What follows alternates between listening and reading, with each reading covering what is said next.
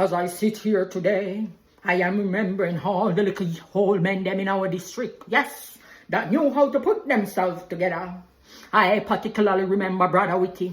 Brother Witty was a very witty man, but he was also a witty little man who could dress very witty.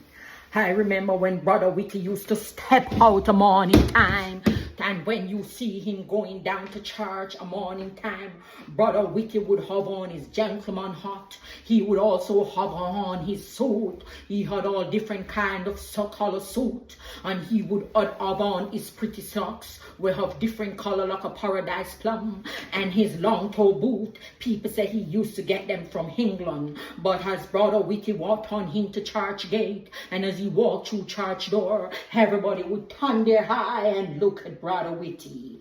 But you know, Brother Witty was also the man that would be at every dead yard. No dead yard and no funeral would miss Brother Witty. But one thing with Brother Witty, when he left the people them dead yard, he would always make sure he'd take them lost little rum were left in the rum bottle, and he would find his way down to Brother Hubert house, yes, over Granny house, and they would sit down there and they would drink rum and talk all kind of foolishness. That was Brother Witty. I am pretty sure who know had a Brother Witty in a Fono district. So let me hear in the comments field below, who was the Brother Witty in a Fono district?